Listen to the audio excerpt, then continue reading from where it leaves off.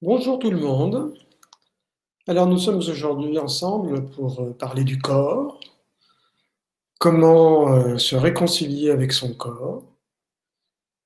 Est-ce que c'est un problème uniquement un problème de poids? Est-ce que finalement si on perd du poids, on va se réconcilier automatiquement avec son corps? Ou bien au contraire, est-ce que ça ne va pas suffire? Euh, Ce problème de corps, c'est un problème essentiel en définitive. Hein, notre corps, nous n'en avons qu'un, c'est à la vie et à la mort avec notre corps. Et donc, ce corps, eh bien, il faut en prendre soin. Si on prend soin de son corps, eh bien, ce corps va nous récompenser. Et inversement, si on tyrannise son corps, eh bien, le corps n'est pas content et il va nous le faire connaître aussi. Alors, donc, j'attends vos questions pour approfondir un petit peu toutes ces problématiques, toutes ces souffrances par rapport au corps. Alors, il y a des gens qui me disent bonsoir. C'est gentil de me dire bonsoir, mais c'est encore mieux si vous posez des questions. Bonsoir, bonsoir, bonsoir, bonsoir Claude, bonsoir Florence. Sonia qui se lance pour poser une question. Alors, comment prendre soin de son corps? Bien, il y a de multiples façons de prendre soin de son corps. Tout d'abord, on peut lui faire des cadeaux. Euh, le premier cadeau qu'on puisse lui faire, c'est les soins du corps, tout simplement.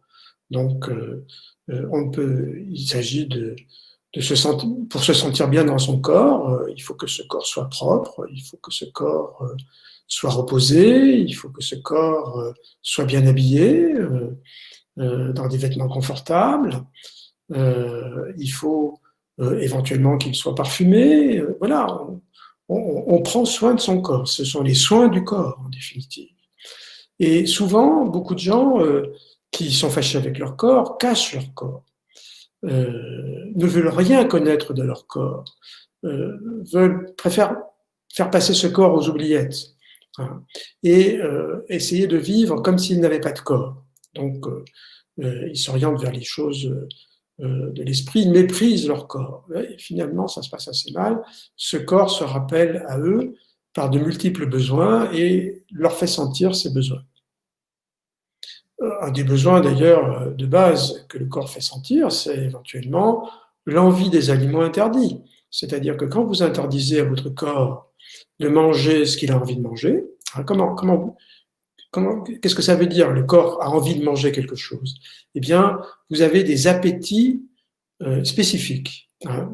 À un moment donné, vous avez envie de manger quelque chose. Et ça, c'est le corps qui vous le dit en définitive, ce dont il a envie. Pourquoi est-ce qu'il a envie de manger quelque chose plutôt qu'une autre chose?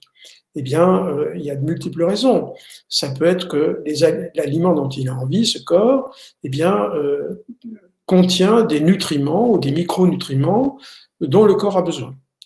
Par exemple, si vous transpirez énormément, je prends un exemple très simple pour bien vous faire comprendre, si vous transpirez énormément, vous avez fait du sport, vous êtes allé au sauna, vous avez transpiré, au bain turc par exemple, vous avez transpiré énormément, et bien ensuite, vous allez avoir faim de sel.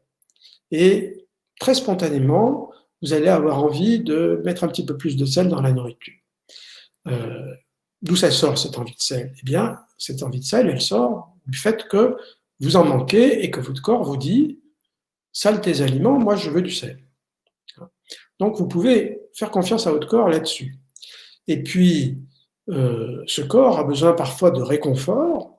Moi je mets les émotions du côté du corps aussi. Et quand il a besoin de réconfort, il vous le fait savoir. Et généralement, ce qui le réconforte, c'est pas les haricots verts. Donc, il vous fait savoir qu'il y a des aliments qu'il aimerait bien manger. Et quand vous lui interdisez ces aliments-là, eh bien, ma foi, il proteste. Et là aussi, vous le faites savoir. Et ça peut donner des compulsions alimentaires. Alors, les soins du corps, j'ai peut-être oublié un truc très important, l'exercice physique. Pour les personnes qui sont en surcharge pondérale importante, l'exercice physique est quelque chose d'assez déplaisant, désagréable. On transpire, on n'a pas assez de muscles, il y en a trop de poids, donc les efforts à faire sont très importants et donc très inconfortables. Et souvent, on a été très statique, très immobile pendant longtemps, et quand on essaye de remettre la machine en route, eh bien ça, c'est très difficile. Donc, à ce moment-là, eh bien, on souffre. Et pourtant, le corps a besoin de bouger. Un corps qui ne bouge pas est malheureux. Il va pas bien, il se sent mal, votre corps. Et donc, il demande du mouvement. Alors, il va falloir lui en donner, et évidemment, bien sûr, si vous avez été sédentaire pendant très longtemps, il va falloir y aller progressivement. Mais il faut savoir que votre corps n'ira véritablement bien et vous ne vous réconcilierez véritablement avec votre corps que dans la mesure où vous faites bouger ce corps, parce qu'à ce moment-là, vous allez avoir plus de sensations corporelles. C'est une des raisons pour lesquelles, d'ailleurs, beaucoup de personnes qui sont en difficulté avec leur poids ne bougent pas. C'est pour essayer d'éviter d'avoir des sensations corporelles qui leur rappellent un corps détesté. Eh bien, pour se réconcilier avec ce corps, eh bien, il faut passer au-dessus de cette détestation et partir de l'idée qu'on va faire la paix avec son corps. Ça, c'est très important. Alors, Loubna me demande, j'avais perdu beaucoup de poids par le passé et pourtant je trouvais les parties de mon corps trop grosses. Pourtant, je n'étais plus en surpoids. Oui, alors voilà, ça Loubna, vous expliquez bien à quel point finalement le jugement qu'on porte sur son corps est subjectif. Il est totalement subjectif pour ce qui est de la beauté. La beauté est quelque chose de subjectif. Il y a par exemple des normes de beauté dans la société, mais comme vous le savez, ces normes n'arrêtent pas de changer. C'est-à-dire que d'une époque à l'autre, d'une région du monde à l'autre, les normes de beauté corporelle ne sont pas les mêmes. Par exemple, ici en Occident, un indice de masse corporelle de 18 correspond à un canon de beauté, si vous voulez. On estime que c'est ça qu'il faut pour avoir un beau corps. Il y a beaucoup de régions du monde, en particulier les régions pauvres, où les femmes ont besoin d'avoir des réserves graisseuses pour pouvoir mener à bien une grossesse, où la beauté, justement, en tient compte et où on considère que des rondeurs font une belle femme. Au XVIIIe siècle en France, par exemple, eh bien, c'était le cas. Une femme devait avoir des rondeurs. Et une femme trop maigre, eh bien, n'était pas considérée comme belle, elle était considérée comme souffreteuse. Elle n'était pas en pleine santé, elle n'était pas, voilà, elle n'était pas jolie, quoi. Donc, d'une période à l'autre, ça change. Et donc, finalement, on peut très bien trouver que on est trop gros par rapport à une certaine idée qu'on se fait de comment devrait être son corps, et ne pas être content, alors qu'en réalité, finalement, on a un poids satisfaisant, on a des formes corporelles qui peuvent être aussi considérées par les autres comme satisfaisantes, et on n'est pas satisfait. Mais je vous rassure, ça a à voir avec l'amour de son corps, finalement la façon dont on juge son corps, et pas avec la réalité.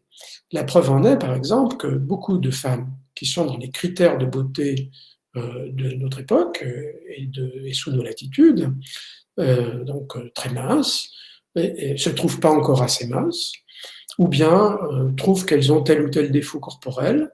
On voit des mannequins, par exemple, qui viennent expliquer à des chirurgiens esthétiques que ça va pas, il y a ceci qui va pas, elles ont une trace de cellulite sur la cuisse,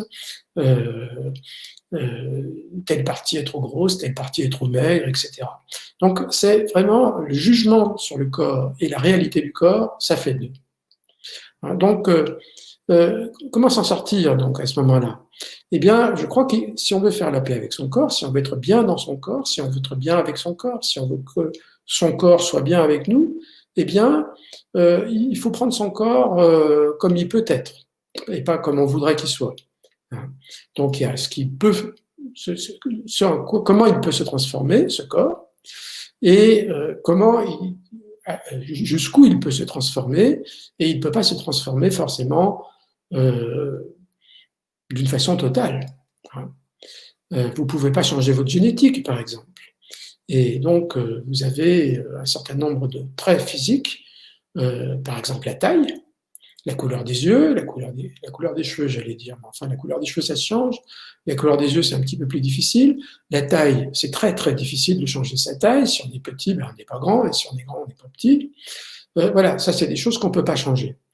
Donc, il faut faire des concessions à son corps, accepter son corps. Par exemple, ça nous amène, ce que je suis en train de dire, ça nous amène au poids d'équilibre. Je vous rappelle que le poids d'équilibre, eh bien, c'est le poids qu'on fait quand on mange en écoutant ses sensations alimentaires et qu'on mange quand on a faim, qu'on ne mange pas quand on n'a pas faim, qu'on s'arrête de manger quand on n'a plus faim et que l'on mange tous les aliments qui nous tentent, dont on a envie, mais pas plus que sa faim. À ce moment-là, le poids se stabilise autour d'un certain poids. C'est-à-dire, je dis autour parce que c'est pas une stabilité totale. Si par exemple votre poids d'équilibre c'est 60 kg, bien vous faites pas 60 kg 0,0 tous les jours. Il y a des jours où vous allez faire par exemple 60,5 et puis des jours où vous allez faire 59,5 et même des jours où vous allez faire 59 et des jours où vous allez faire 61, voire même avec une marge, avec une fourchette peut-être encore plus importante que ça. En particulier, pour les femmes au moment des règles, il peut y avoir des décalages de 2 kilos, voire plus. Alors, donc, ce poids d'équilibre, eh bien, c'est le poids pour lequel votre corps est programmé. Et ça, c'est très difficile à changer. C'est-à-dire que c'est très difficile de se stabiliser confortablement à un autre poids que ce poids d'équilibre-là. Donc, ça, c'est quelque chose à accepter. Donc, si ce poids d'équilibre s'avère riche en rondeur, eh bien, c'est que vous êtes une personne riche en rondeur, vous êtes construite comme ça. Ça tient peut-être à votre génétique, ça tient peut-être à votre histoire pondérale, ça tient à ce qu'a été votre vie jusque-là. Et donc, voilà, c'est votre corps à vous. Vous pouvez bien sûr agir sur ce corps par l'exercice physique, c'est-à-dire acquérir plus de muscles et, enfin, si vous voulez, renverser un petit peu le rapport entre les muscles et la graisse, donc un peu plus de muscles, un peu moins de graisse, mais il faut savoir que il y a une limite à ça. C'est-à-dire que pour pouvoir vraiment transformer votre corps en profondeur, il faudrait faire énormément d'exercices physiques. Énormément, ça veut dire plusieurs heures par jour. Et de façon très intensive. Donc c'est à la portée de très peu de monde, en définitive. Et donc, voilà, c'est quelque chose de très difficile. Et même quand on essaie plusieurs heures par jour et tous les jours, et en transpirant beaucoup, eh bien, il est très fréquent encore que ça ne nous contente pas. Donc on voit bien que cette affaire d'acceptation du corps, eh bien, nécessite qu'on fasse des concessions à son corps, qu'on accepte que son corps soit comme il est. On a le nez qu'on a, on a le menton qu'on a, on a les yeux qu'on a, on a le visage qu'on a, on a la taille qu'on a, on a l'âge qu'on a aussi. Et ça fait partie du corps, son âge, bien évidemment. Donc, tout ça, ce sont des choses qui sont notre réalité et qu'il faut pouvoir accepter pour pouvoir se sentir en paix avec son corps et que son corps soit heureux. Et quand notre corps est heureux, on a beaucoup plus de chances de l'être aussi. Alors, ensuite, Claire, si on se sent bien avec un certain poids qui est en dessous de son poids d'équilibre et que le programme nous ramène à un poids plus important, avez-vous qu'il y a certains conseils pour que cela se fasse sereinement? Période de restriction dans le programme, activité sportive importante. Alors, Je répète pour cette affaire de poids d'équilibre. Hein. Le poids d'équilibre, c'est le poids que l'on fait. Ce poids n'est pas mesurable. Hein. C'est pas, il ne faut pas confondre le poids d'équilibre et puis le poids idéal ou bien le poids médicalement conseillé. Ce sont des notions différentes. Le poids d'équilibre, je répète, c'est le poids qu'on fait quand on mange de façon intuitive. Et donc, en écoutant ses sensations alimentaires. Alors, Claire, est-ce que vous mangez sur un mode intuitif déjà?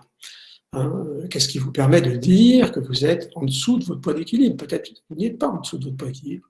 Il faut déjà que vous mangez de cette façon-là. Et comme vous êtes en début de programme, pour ce que j'ai compris, eh bien, ma foi, je suis un peu surpris que vous sachiez que vous êtes en dessous de votre poids d'équilibre. Effectivement, alors, on peut se situer en dessous de son poids d'équilibre, mais ça nécessite que l'on soit en état de privation alimentaire. En fait, ça nécessite qu'on ait la faim au ventre en permanence. C'est ça, être en dessous de son poids d'équilibre. Avoir la faim au ventre, c'est faisable. Il y a des gens qui le font. Les anorexiques mentales y arrivent très bien. Mais enfin, des anorexiques mentales, il n'y en a pas tant que ça. Parce que c'est très difficile d'être une anorexique mentale. Aujourd'hui, on pense qu'il faut avoir une génétique qui nous y aide un peu. Parce que il n'y a pas que les raisons psychologiques qui comptent. Et donc, il faut avoir un certain profil, probablement génétique aussi, pour être capable de devenir une anorexique mentale restrictive. Donc, nettement en dessous de son poids d'équilibre. Et comme vous le savez, voilà, l'anorexie mentale, ça pose quand même pas mal de problèmes. Donc, c'est un trouble du comportement alimentaire grave. Alors, vivre avec la faim au ventre, très très peu de gens y arrivent. Il y en a quelques-uns qui y arrivent. Il y en a qui arrivent à vivre affamés, mais ils sont rares. Et je ne vous le conseille pas, parce que ce n'est pas une façon d'être heureux. Peut-être que vous êtes mince comme vous voulez, mais vous êtes mal dans votre peau. Ça, c'est certain. Et puis, au niveau alimentaire, c'est quand même la privation, quoi.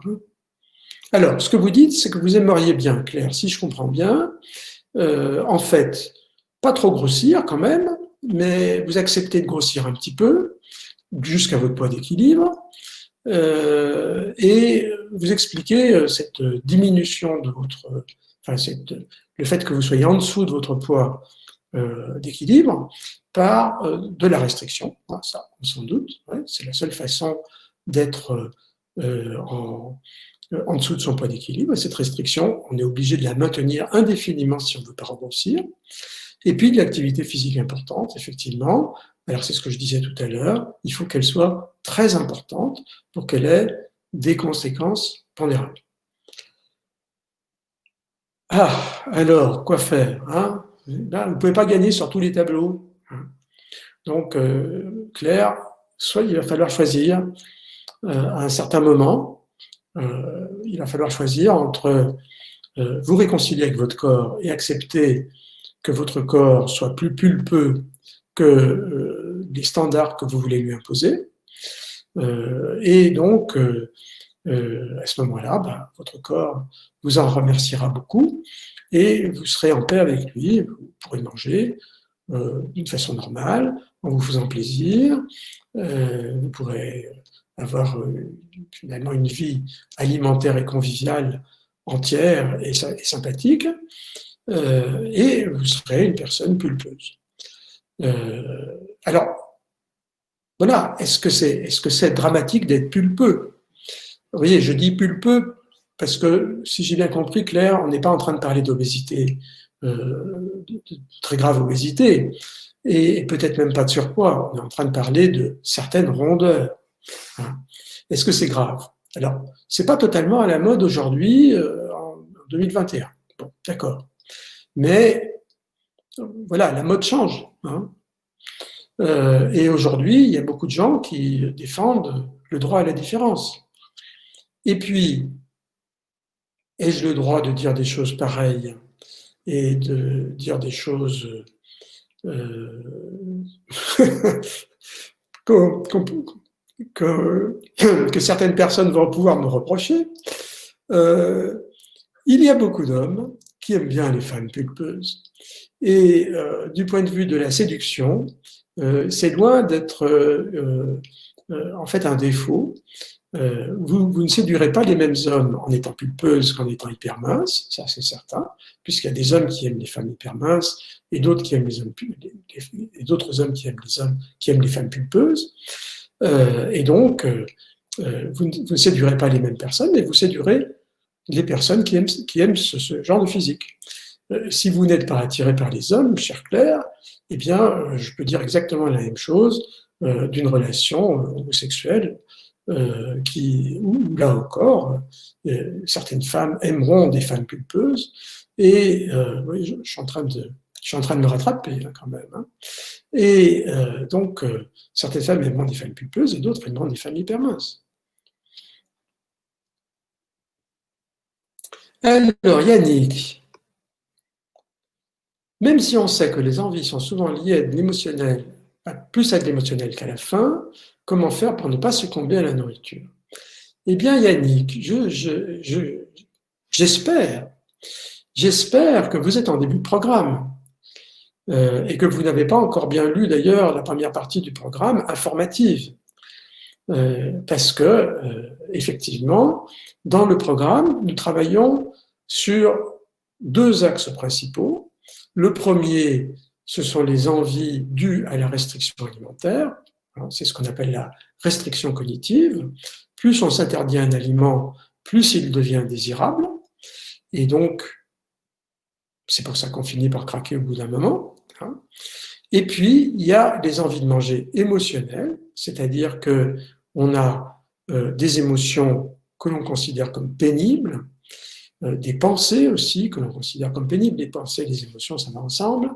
Et donc, à ce moment-là, on a trouvé un truc intéressant qui est, quand je mange des aliments sympathiques, en règle générale gras et sucrés, eh bien, ça me réconforte, je minore mes émotions, je me sens mieux, et donc c'est pour ça que je mange. Mais quand je mange comme ça, ce qui n'est pas une anomalie entre nous, hein, comme on l'explique dans le programme, eh bien, si on ne culpabilise pas, eh bien, il ne se passe rien. C'est-à-dire, j'ai mangé pour me réconforter, je me suis réconforté, je suis content. Après, comme j'ai mangé, j'ai pas très faim. Le repas d'après, ben, j'ai pas faim. Alors je le retarde ou je le saute. Et globalement, j'aurais pas trop mangé. Donc ça, c'est comme ça qu'il faut que ça se passe pour que ça se passe bien. Mais si on culpabilise d'avoir mangé des aliments qu'il ne fallait pas, à ce moment-là, on déclenche des compulsions. C'est-à-dire que l'aliment culpabilisateur ne réconforte pas véritablement. On continue à essayer de se réconforter, mais comme ça produit en même temps de la culpabilité, on n'y arrive pas. Et donc, on bascule dans la compulsion. Et ça, c'est la deuxième partie de notre programme pour les gens qui sont des mangeurs émotionnels. Tout le monde ne l'est pas, hein. Ça dépend un petit peu des personnes. Eh bien, pour les gens qui sont des mangeurs émotionnels, notre programme propose un abord de la nourriture émotionnelle, un travail sur les émotions. Alors, Yannick, donc, tout ce que je peux vous dire pour le moment, si vous êtes en début de programme, et je l'espère, eh bien, c'est qu'on va s'occuper de votre problème émotionnel et on va vous aider à ne pas succomber à la nourriture, comme vous dites. En fait, on ne va pas vraiment vous aider à ne pas succomber à la nourriture, on va vous aider à succomber à la nourriture sympathique, bonne, réconfortante et délicieuse, mais que ça n'ait pas de conséquences négatives. Alors, Sonia, peut-on se réconcilier avec son corps en ayant une image négative de ce dernier? Corps qui ne correspond pas au diktat de la société. Eh oui, eh oui. Alors, vous posez très bien le problème, Sonia, c'est-à-dire comment on peut aimer son corps, se réconcilier avec lui, alors que ce corps n'est pas à la mode et que partout dans la société, on vous dit, non, c'est pas bien, regarde, t'es trop grosse. c'est pas comme ça qu'il faut être. Il faut être beaucoup plus mince.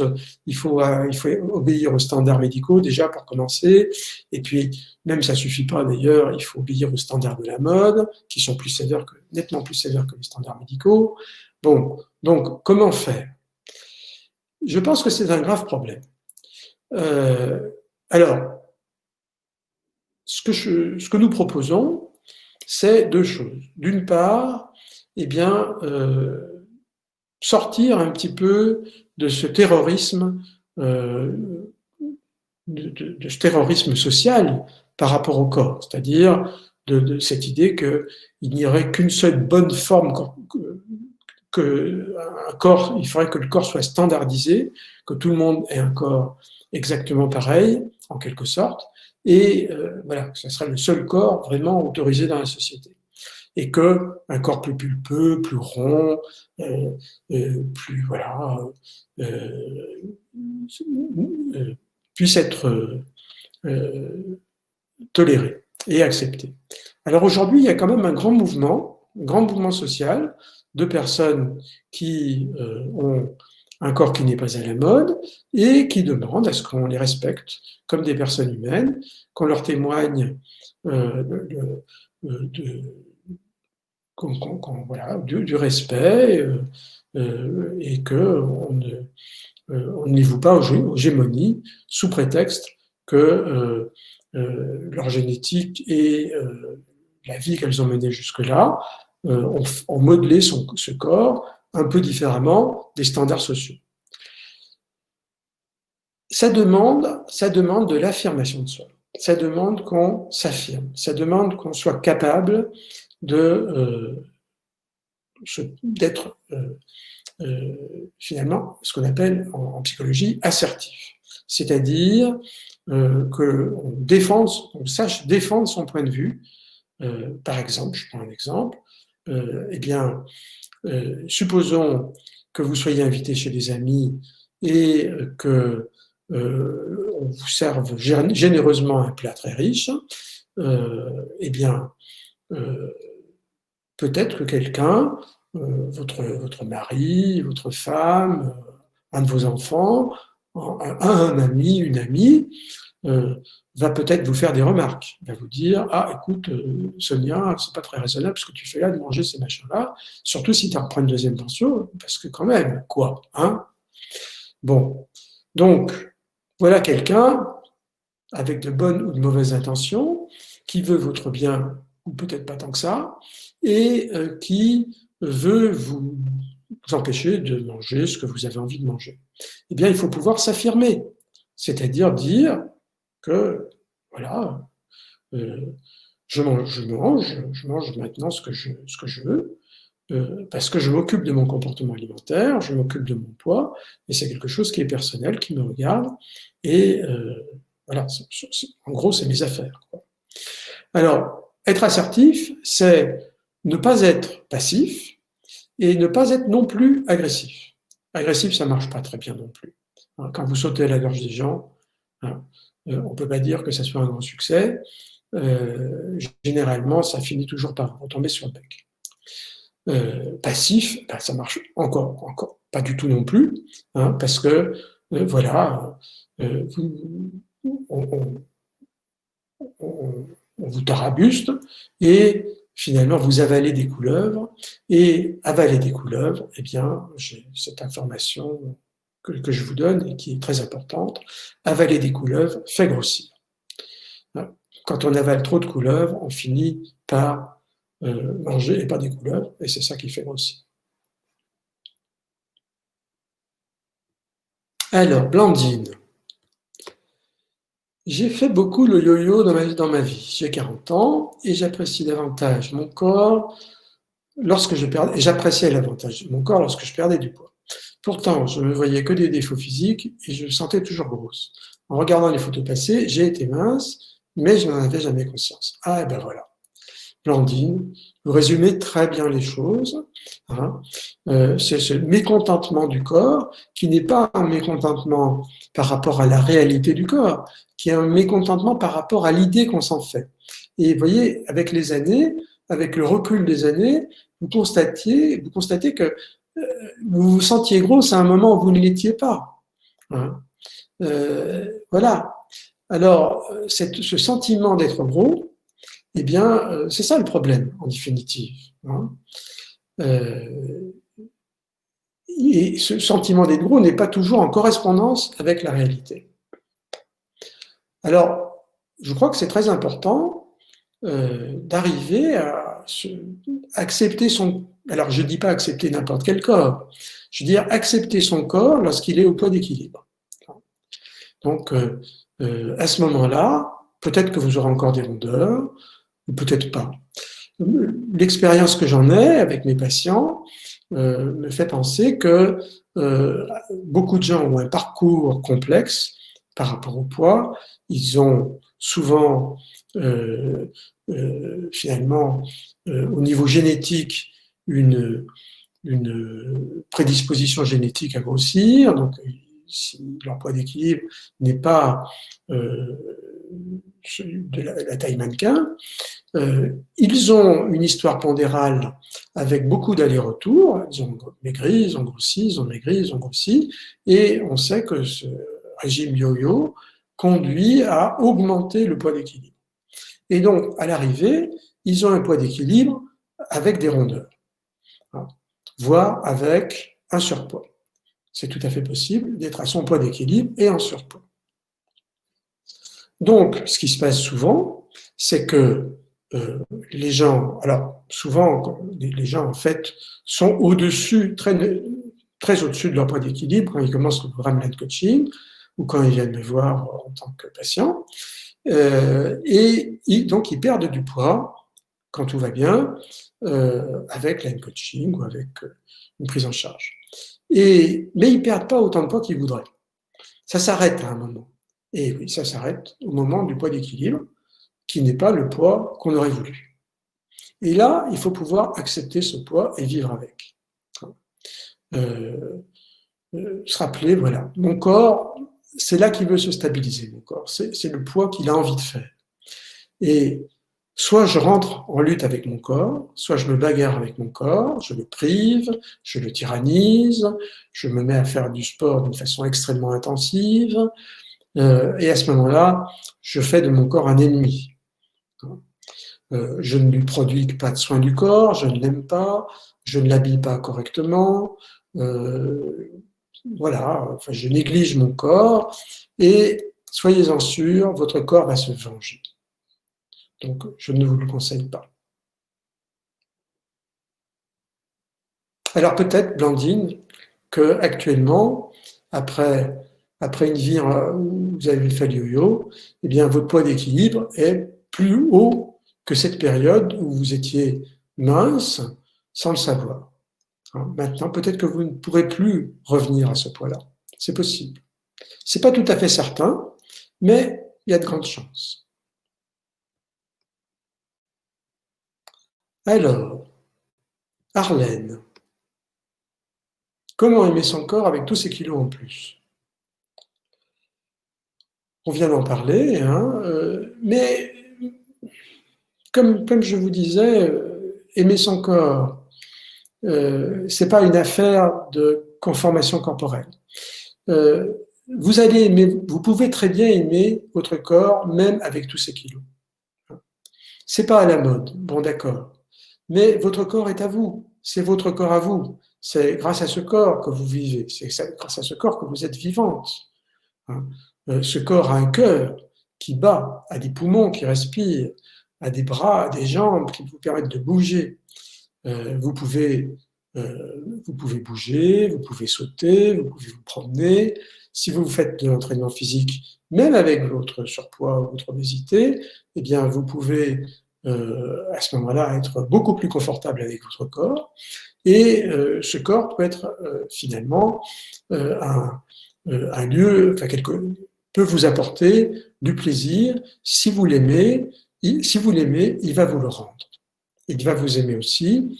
Il va vous procurer ce plaisir d'être vivante. Et vous pouvez, ce que je disais sur l'affirmation de soi aussi, finalement, défendre ce corps, c'est-à-dire dire, voilà, c'est mon corps, il est comme ça. Supposons que votre poids d'équilibre soit assez élevé. Eh bien, vous pouvez dire, c'est mon corps, il est comme ça. Il est comme ça parce qu'il est comme ça. Ça ne regarde pas les gens, pourquoi vous avez ce corps-là plutôt qu'un autre. Et dire, voilà, c'est comme ça que je suis, c'est comme ça qu'il faut qu'on me respecte. Je suis une personne humaine qui a droit à votre respect. Et donc, voilà, j'ai des relations avec vous, amicales par exemple, normales, entre êtres humains. Donc, si vous voulez, quand on parle d'aimer son corps, on ne peut pas considérer que c'est une affaire entre son corps et soi seulement. C'est aussi une affaire entre son corps, soi et les gens, et tous les autres, sa famille, ses amis, ses relations de travail, les gens dans la rue. Hein. Donc, c'est pour ça que l'affirmation de soi est quelque chose d'important. Un des exercices que je fais faire aux gens, un des premiers exercices que je fais faire aux gens en affirmation de soi, on n'a pas mis tellement de choses dans le programme pour l'affirmation de soi, mais parce qu'on ne voulait pas trop surcharger le programme, mais ça peut être un élément important sur lequel on peut revenir éventuellement. Eh bien, les premiers exercices que je donne à mes patients, c'est d'aller dans la rue et de marcher dans la rue, finalement, d'y aller en étant bien habillé, en étant propre, et en marchant d'un pas fier. Donc, marcher fièrement dans la rue, en se grandissant, en se tenant bien, et en montrant qu'on n'est pas honteux de son corps. C'est ça qui est important, si vous voulez. Parce que la honte du corps se voit. Quand vous êtes honteuse de votre corps, eh bien, vous ne marchez pas de la même façon que quand vous êtes fier de votre corps. Quand vous êtes fier, vous marchez en vous grandissant, en vous tenant droite, en sortant la poitrine, en ayant un beau port de tête, et vous croisez facilement le regard des gens. Quand vous êtes honteuse de votre corps, eh bien, vous évitez les regards, vous essayez de marcher en vous cachant, et peut-être même certaines personnes d'ailleurs évitent certaines rues passantes, certains endroits où on pourrait les voir, tellement elles sont honteuses, les transports en commun par exemple, il y a une certaine promiscuité.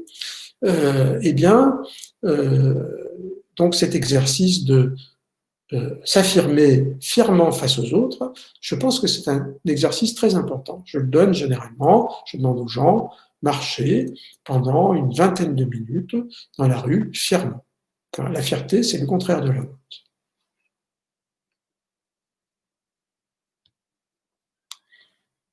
Je n'arrive pas à savoir à quoi ressemble vraiment mon corps. Si je me regarde dans une glace ou sur une photo, je ne vois pas la même chose. Ah oui, ça c'est très intéressant. Je me trouve acceptable dans la glace ou pas et très très grosse en photo. Sabrina, hein, vous avez tout à fait raison. Les photos et les miroirs, c'est pas la même chose. Pourquoi? C'est parce qu'on s'arrange avec le miroir.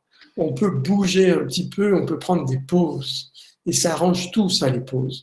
On arrive plus ou moins consciemment, souvent assez inconsciemment, à prendre une pause qui va cacher les endroits qu'on n'aime pas trop. Et donc, on s'en dépêtre. Alors que les photos, c'est terrible. Les photos vous montrent tel que vous êtes réellement, c'est-à-dire tel que les autres vous voient. Par exemple, avec une photo, vous pouvez vous voir de dos. D'habitude, on ne se voit pas de dos. Mais sur une photo, on peut se voir de dos. Ou on peut se voir de 3/4.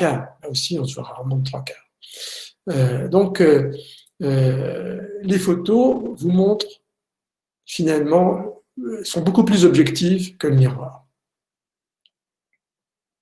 Je suis désolé, Sabrina. En fait, vous êtes plus grosse que vous ne vous voyez dans le miroir.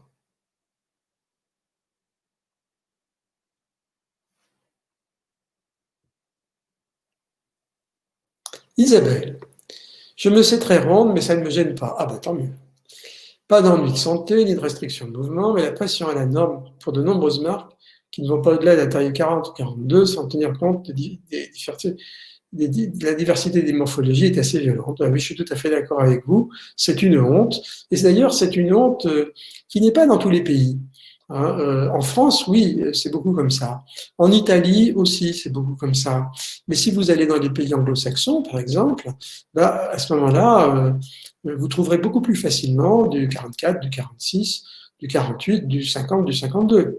Il n'y a pas de souci. Aux États-Unis, vous allez trouver tout ce que vous voulez et sans qu'on vous fasse aucune remarque. En Allemagne aussi, les Allemands sont quand même un petit peu plus forts, épais que les Allemandes, que les Françaises, par exemple. Hein. Pour les Allemands et les Français, c'est exactement la même chose.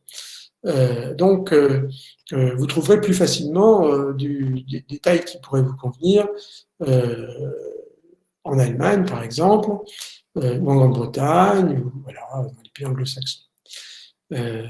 Donc, dans les pays latins, il y a une pression beaucoup plus importante. Alors, Isabelle, ben voilà, je pense qu'il faut vous affirmer tel que vous êtes. Donc, vous n'êtes pas gêné par vos formes, c'est très très bien. Je trouve ça voilà, une bonne résistance face à des normes sociales tyranniques. Et donc, il faut continuer, il faut résister. Et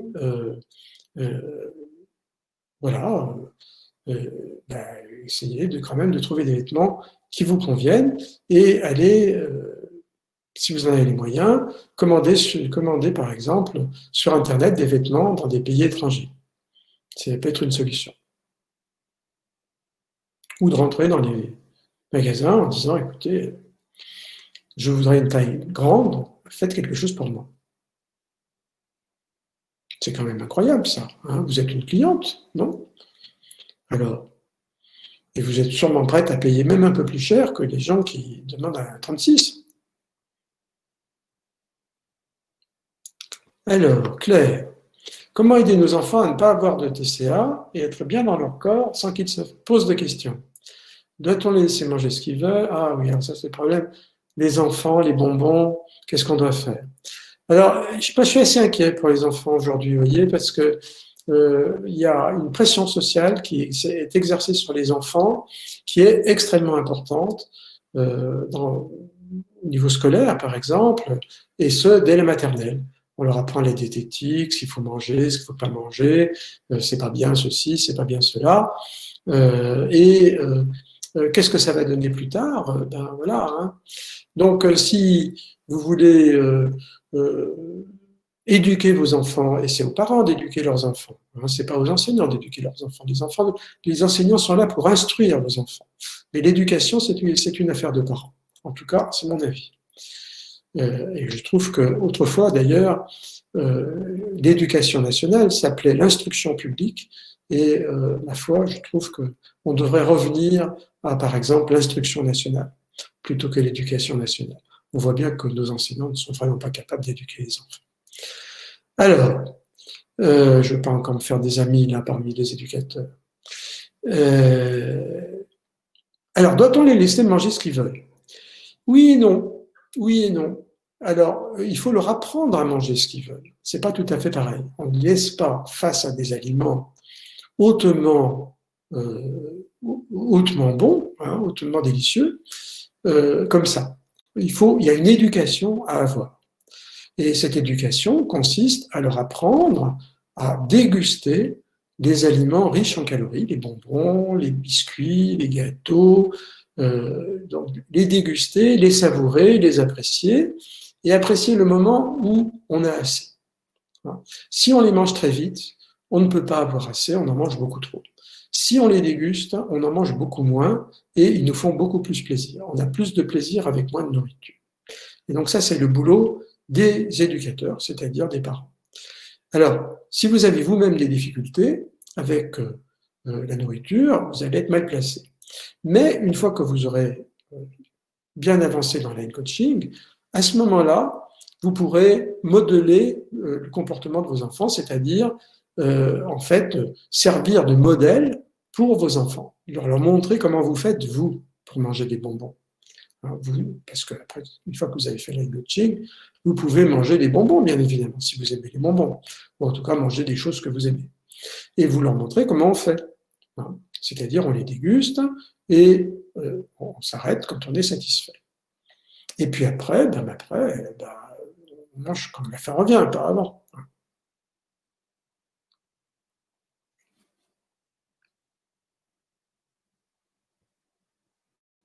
Alors, ensuite, Marie-Hélène. J'ai passé 75 ans en ayant pris depuis 25 ans une vingtaine de kilos. Ce qui menace ma santé me brouille avec mon apparence. Puis j'espérais perdre du poids avec notre méthode. Je suis au début de programme. Oh là là, oh là là là là. Vous allez vous lancer. Alors, je suis content quand même, Marie-Hélène, que vous ne vous lanciez pas dans un régime fou. Ça, c'est une bonne chose. Que vous fassiez line coaching. Ça, c'est une excellente chose. Donc, je pense, je ne sais pas si vous allez arriver à perdre les 20 kilos que vous avez pris avec des multiples régimes. C'est ce que je disais tout à l'heure. Il y a des kilos qu'on a acquis et qu'on n'arrive pas à perdre. Peut-être que vous n'allez pas les perdre. Mais comme vous allez faire line coaching, vous allez probablement retrouver vos sensations alimentaires et vous allez retrouver votre poids d'équilibre. Peut-être que ce poids d'équilibre, eh bien, c'est votre poids actuel moins 20 kilos, mais peut-être aussi que votre poids d'équilibre, c'est plus que c'est une partie de ces 20 kilos risque de rester. Mais je pense que il va falloir accepter ce poids d'équilibre, comme on l'a dit précédemment. Sylvina. Bonsoir, je suis très anxieux. Alors Sylvina, on pourrait penser que c'est une personne de sexe féminin. Bonsoir, je suis très anxieux. Alors, j'ai des doutes du coup. J'ai des envies de manger quasiment tout le temps. J'ai effectué plusieurs régimes, mais j'ai toujours pris le double à chaque fois. J'ai craqué. Eh ouais. Pauvre Sylvina. Ben, vous êtes tombé au bon endroit. On va vous aider. Sylvina, faites le programme. Faites consciencieusement chaque exercice que l'on vous propose. Et peu à peu, vous allez progresser. Vous allez sortir de finalement ce système yo-yo avec des régimes, et puis la reprise, on reprend plus qu'on en a perdu, et puis on recommence, et ainsi de suite. Voilà. Vous êtes au bon endroit, bon courage, bonne route. Tania, meilleurs vœux, merci Tania, et meilleurs vœux pour vous aussi. J'ai appris à aimer mon corps avec ses rondeurs, mais j'ai des problèmes de santé, mais je ne sais pas si j'ai atteint mon poids d'équilibre. Comment faire si le poids d'équilibre est au-dessus du poids de santé?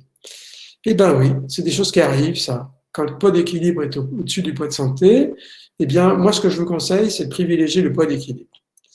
Le poids de santé, on peut s'en arranger. Il faut que vous voyez avec votre médecin si vous avez des troubles à traiter. Par exemple, si vous faites de l'hypertension, si vous avez du cholestérol, si vous avez du diabète. L'hypertension, ça se traite. Le diabète, ça se traite. Le cholestérol, ça se traite. Tous les problèmes que l'on peut avoir médicaux, qui pourraient nuire à votre santé, eh bien, peuvent se traiter sur le plan sur le plan médical. Et donc, il faut les traiter avec votre médecin traitant. En lui disant, mais écoutez, peut-être que vous pouvez me conseiller de maigrir, mais est-ce que vous pouvez traiter les problèmes que j'ai du fait de mon poids, même si je ne maigris pas? Voilà. Il est bien obligé de vous dire oui, là, si vous posez la question comme ça. Alors, comment sait-on que nous sommes arrivés au poids d'équilibre et qu'il ne s'agit pas seulement d'un palier? Eh bien, c'est ce que je vous disais tout à l'heure, le poids d'équilibre, c'est le poids que l'on fait quand on mange en fonction de ses sensations alimentaires. Et voilà, il n'y a pas de moyen, malheureusement, de mesurer le poids d'équilibre. Ça ne se mesure pas.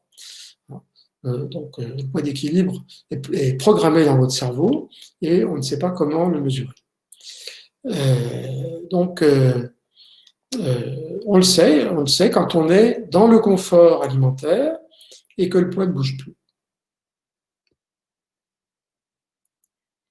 Comment se déprogrammer? Je ne vais pas arriver à répondre à toutes vos questions aujourd'hui. Il y a des jours, je manque de questions, et il y a des jours, il y en a beaucoup. Aujourd'hui, il y en a beaucoup. Arlène, comment se déprogrammer par rapport à son image corporelle? Être mince, pour moi, est très péjoratif mentalement, du fait de mon histoire d'enfance, mais je ne peux pas rester grosse du point de vue médical, diabète. Alors, vous avez raison, le diabète, effectivement, si c'est un diabète de type 2, à ce moment-là, pourrait être amélioré par une perte de poids. Mais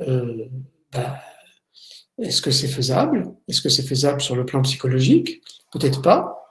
Dans votre cas, je ne sais pas exactement ce qui vous est arrivé dans votre enfance, mais peut-être que c'est insupportable pour vous d'être trop mince, ou d'être plus mince que vous n'êtes actuellement. Peut-être que c'est quelque chose que vous pourriez explorer, hein, ce problème-là. Moi, je vous conseille peut-être de voir un psychothérapeute et de parler de cette histoire d'enfance pour voir un petit peu avec lui, ou avec elle, bien sûr, ce qu'il en est et s'il n'y a pas quelque chose à faire de ce côté-là. Peut-être que ça pourrait vous aider et de ce fait-là, accepter l'idée de perdre du poids. Peut-être que, par exemple, vous avez que ce poids est une sorte d'armure pour vous qui vous protège de certaines choses qui sont arrivées dans votre enfance et que vous ne voudriez pas voir se renouveler. Donc, allez voir un psychothérapeute, Arlène. Claire.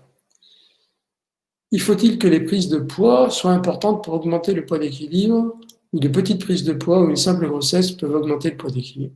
Oui, une grossesse peut bouger le poids d'équilibre, effectivement. Mais une grossesse. Souvent, ça bouge au moment des grossesses, le poids d'équilibre, dans un sens ou dans l'autre, d'ailleurs. Certaines femmes donc, se stabilisent en poids d'équilibre plus élevé après la grossesse ou après des grossesses, c'est assez courant. Mais il arrive aussi que d'autres femmes se stabilisent en dessous du poids de départ, d'avant la grossesse, et leur poids d'équilibre a baissé. Donc le poids d'équilibre, c'est quelque chose qui peut bouger. Tania, j'ai été mince et un poids stabilisé, et j'ai pris 15 kilos en un an, et j'ai pris 15 kilos petit à petit, alors ça en fait 30, ouais, d'accord. Mais je n'ai pas jamais fait le yo. Puis j'espérais que mon poids d'équilibre soit plus bas qu'actuellement, même si je n'arrive pas à aller en dessous d'un certain poids. Tania, vous pouvez toujours espérer. Hein, mais voilà, on peut toujours espérer, mais je ne peux rien vous répondre. Je ne sais pas. Il faut voir, essayer. Hein. Ce que vous dites, c'est que ça bloque ça bloque à un certain poids. Peut-être que c'est ce poids-là qu'il faut accepter. Isabelle, question sans doute hors sujet, pourquoi le calcul de l'IMC ne tient pas compte de la constitution osseuse? C'est une très bonne question. Effectivement, autrefois, on en tenait compte. Il y avait plusieurs tables. En fait, on ne calculait pas l'IMC, mais on se référait à des tables. Et il y avait généralement 3 catégories de personnes, ossature fine, ossature moyenne, ossature épaisse, et on conseillait un poids différent en fonction de la taille, en fonction de l'ossature. Et puis ensuite, on a inventé l'IMC qui se calcule, et on a fait l'impasse sur la constitution osseuse, et ça montre bien d'ailleurs que l'IMC c'est quelque chose qu'il faut prendre avec des pincettes. En fait, il y a des gens qui sont à un poids nettement plus élevé que l'IMC, mais qui ne sont pas gros, ils ont simplement une structure osseuse et musculaire très sérieuse, et, et voilà. Donc le poids d'équilibre n'est pas forcément, avec un bon IMC. Oui, oui, vous avez bien compris. Tania, j'arrive au bout des questions quand même, c'est bien. Je fais de l'apnée du sommeil, car j'ai de la graisse dans le haut du corps et dans la langue qui m'empêche de respirer la nuit. Donc ça se soigne avec une machine, mais j'aimerais bien l'enlever. Ah ben ça, je vous comprends. Hein, c'est vraiment pas rigolo de faire de l'apnée du sommeil, et l'appareillage qu'on vous inflige pour vous aider à respirer la nuit, eh bien, est assez pénible pour vous. Et éventuellement, si vous couchez, si vous avez un conjoint, eh bien, c'est pénible pour lui aussi. Donc, bien sûr, ça fait une motivation pour perdre du poids. Et voilà, il y a ce qu'on peut perdre, et puis il y a une limite à ce qu'on peut perdre. Il y a une limite à ce qu'on peut perdre confortablement. Sonia. Donc, se réconcilier avec son corps n'est pas une affaire de poids. Merci. Alors, c'est une question ou une affirmation? Euh, se, se réconcilier, ça sonne, vous voyez, c'est pour me prévenir que dans 5 minutes, notre, notre webinaire se termine et que ce webinaire a tendance, c'est comme ça les webinaires, il se coupe d'un seul coup, tac. Donc, alors, on peut se réconcilier avec son corps, même si on a un poids très élevé. J'avais vu un petit film sur une femme américaine, si ma mémoire est bonne, qui c'est passé sur YouTube pendant pas mal de temps. Une femme qui était vraiment, elle devait avoir un IMC de 40, donc elle était quand même très très très ronde. Elle était très très ronde et en même temps très très belle et en même temps très très souple. Et on la voyait faire des exercices gymniques avec son corps de très ronde. Et c'était quelque chose de fabuleux, parce que c'était très beau, c'était quelque chose de... On voyait que cette personne était bien dans son corps, qu'elle aimait son corps, que entre son corps et elle, il n'y avait vraiment pas de conflit. Donc, voilà, elle avait trouvé la paix avec son corps, ce corps était musclé, ce corps était souple, elle était capable de faire des mouvements gymniques que beaucoup de gens minces n'étaient absolument pas capables de faire. Et donc, ça montre que ce n'est pas une affaire de poids, effectivement. C'est une affaire de se prendre en main, de faire des cadeaux à son corps, et comme je le disais tout à l'heure, faire donner du mouvement à son corps. Et là, en l'occurrence, dans ce film, c'était vraiment des mouvements gymniques. C'était quelque chose d'assez élaboré. Mais déjà, rien que donner de l'exercice à son corps, donc marcher, se promener, faire du vélo, faire de la natation. La natation, ça convient bien aux personnes qui sont rondes parce que on flotte, quoi. Et donc, on n'a pas le poids du corps à transporter. L'eau nous soutient. Donc, eh bien, donner de l'exercice à son corps, c'est une façon très importante de se réconcilier. Mais il s'agit de bouger, il s'agit de donner du mouvement à son corps, mais il ne s'agit pas de punir son corps. Donc, il s'agit de bouger en se faisant plaisir, en ne brutalisant pas son corps, et voilà, que ça soit quelque chose de doux. Donc, je recommande fortement de commencer, non pas par des exercices gymniques comme cette personne sur Internet, mais plutôt par des étirements, du stretching par exemple, du yoga, de la gymnastique douce, de préférence. Il faut que ce soit agréable pour vous. Parce que si c'est vraiment désagréable, si c'est une punition que vous infligez à votre corps, ben, ça ne va pas marcher. Eh bien, il me semble, Sonia, alors oui, point d'interrogation. Point d'interrogation. Oui, d'accord. Eh bien, il me semble que nous n'allons pas tarder à arriver au bout de ce webinaire. Il y a peut-être encore la place pour une question. Si on a une qui arrive là, comme ça serait bien. Toute petite.